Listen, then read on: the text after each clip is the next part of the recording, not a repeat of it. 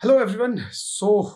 एक बार फिर से स्वागत करते हैं हम आपका अपने यूट्यूब के चैनल पे। उम्मीद है कि आपने इसको सब्सक्राइब कर लिया होगा। अगर आपने ये वीडियो क्लिक किया है तो प्लीज इसे सब्सक्राइब जरूर कर लीजिएगा इस चैनल को, क्योंकि यहाँ पे आपको एनिमेशन विजुअल इफेक्ट से रिलेटेड तमाम जानकारियां बहुत ही डिटेल्स में मिलेंगी, वो भी ऑन डिमांड। जो भी पूछोगे उसके बारे में आपको जानकारी मिल जाएगी। सो आइए बढ़ते हैं आज के इस वीडियो में आगे। और आज का जो वीडियो होने वाला है वो 3D मॉडलिंग के ऊपर होने वाला है। खास करके एक बच्चे ने कमेंट किया था कि भैया मैं 3D मॉडलर बनना चाहता हूं, तो क्या माया और जी ब्रश सीख लेने से मैं 3D मॉडलर बन सकता हूं और इसमें करियर कैसा रहेगा। तो आज के पूरे वीडियो में हम यही बात करेंगे और वीडियो कोशिश करूंगा कि बहुत छोटा हो एंड एकदम क्रिस्प में आपको अच्छे से डिटेल में समझ में भी आ जाए।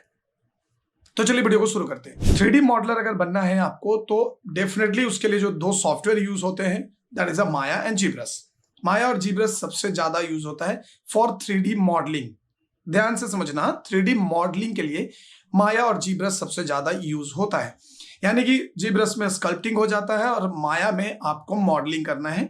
एंड जी ब्रश में जब आप स्कल्पटिंग करोगे तो उसको रीटोपोलॉजी वगैरह जो है वो माया में ले जाकर फिर उसको ठीक ठाक करके फिर हम फाइनल मॉडल आउटपुट देते हैं। अब यहाँ पे अगर बात करें हम 3D मॉडलिंग की, तो पहले आप ये भी डिसाइड कर लो कि आपको कौन से डिपार्टमेंट में जाना है। जैसा कि मैंने आपको पहले भी बताया था कि ऑर्गेनिक है, इनऑर्गेनिक मॉडल है, या फिर इन्वायरमेंट्स वगैरह को ले लो, प्रॉप्स ले लो, आर्किटेक्चर ले लो, ऐसे कई सारी चीजें आती है।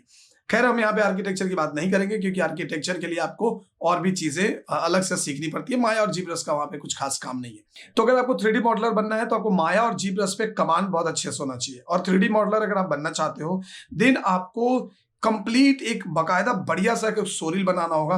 एंड अगर आप कैरेक्टर मॉडलिंग की तरफ जा रहे हो तो कैरेक्टर वगैरह ऐड करो, क्रिएचर्स ऐड कर सकते हो। और क्रिएचर मॉडलर जो होते हैं ना, उनका भी बड़ा डिमांड है, तो आप क्रिएचर मॉडलर भी बन सकते हो। बहुत कम लोग उसमें जाते हैं, जिसका जी ब्रश में बहुत अच्छा खासा इस्तेमाल होता है और आप उसको मॉडलिंग में जा सकते हो, तो क्रिएचर मॉडलिंग भी कर सकते हो।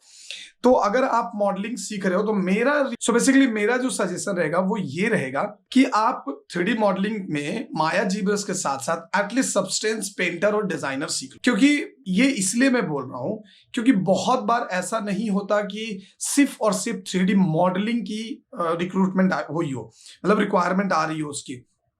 Generally modelling and texturing combining होता है, कंबाइन होकर इसकी रिक्वायरमेंट आती है। तो अगर कहीं ऐसा ना हो कि आपने माया और जी ब्रश में बहुत अच्छा कमांड है लेकिन आपको टेक्सचरिंग में प्रॉब्लम है, तो फिर दिक्कत आ जाएगी। तो इससे बेहतर है कि आप माया, जी ब्रश, सब्सटेंस पेंटर और डिजाइनर सीख लो। पेंटर और डिजाइनर तो छोटा सॉफ्टवेयर है, लाइक फोटोशॉप के जैसा ही काम करता है, तो आप पेंटर और डिजाइनर भी सीख लो, बहुत काम आएगा। एंड उसके बाद क्या होगा कि अगर आपको मॉडलिंग टेक्सचरिंग दोनों का भी अगर कहीं से रिक्वायरमेंट आती है तो आप उसके ऊपर अप्लाई कर सकते हो। लेकिन अगर सिर्फ और सिर्फ माया और जी ब्रश पे रहोगे तो मे बी ये थोड़ी सी प्रॉब्लम आएगी, मतलब थोड़ा प्रॉब्लम होगा ना, क्योंकि टेक्सचरिंग आपको नहीं आती अच्छे से। माया का बेसिक टेक्सचरिंग तो चलता नहीं है, माया का भी हाइपरसेट बहुत पावरफुल है, लेकिन स्टिल लोग आजकल पेंटर और डिजाइनर पे, क्योंकि रियलिस्टिक टेक्सचर जो है ना वो कम टाइम में हमारा पेंटर और डिजाइनर के जरिए हो जाता है। So that's why it's easy to learn and it's very important actually कि आप आराम से इसको सीख सकते हो। और अगर माया और जी ब्रश आपने सीख लिया तो सब्सटेंस पेंटर डिजाइनर सीखने में आपको ज्यादा टाइम नहीं लगेगा। तो इसलिए मेरा रिक्वेस्ट है कि अगर आप मॉडलिंग डिपार्टमेंट में जाना चाहते हैं तो मॉडलिंग और टेक्सचरिंग दोनों प्रिपेयर करें। पीबीआर मटेरियल क्या होता है, टेक्सचरिंग क्या होता है, शेडिंग्स क्या होता है, हम फिर HDRI को कैसे यूज करते हैं, बहुत सारी चीजें यहाँ पे आपको आती है। तो हर तरीके का मेटलनेस कैसे बनाना है, क्रोम स्टील कैसे बनाना है, फिर आपका हो गया गोल्ड वगैरह कैसे बनाना, तो ये सारी चीजों की थोड़ी नॉलेज रहेगी ना तो फिर आपके लिए इंडस्ट्री बहुत ज्यादा खुल जाएगा।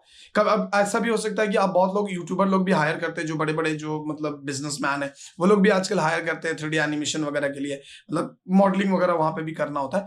तो उन सबों में भी आप अप्लाई कर सकते हो। और नहीं तो सिर्फ मॉडलिंग के लिए कोई भी बंदा ऐसे, और फ्रीलांस भी आएगा, फ्रीलांस में सिर्फ मॉडलिंग करनी तो नहीं आएगा, उसमें दोनों चीजें रहेंगी, ठीक है। और माया जी ब्रश सीख लोगे भाई, सब्सटेंस पेंटर डिजाइनर, और अगर अच्छे से सीख लिया उसमें कमांड आ गया तो 30 से 35 हजार स्टार्टिंग सैलरी कहीं नहीं गया, चाहे तुम फ्रेशर क्यों ना हो। स्टोरी बढ़िया से बन जानी चाहिए, फिर आपको आराम से 30-35 हजार से स्टार्टिंग हो सकता है, ठीक है।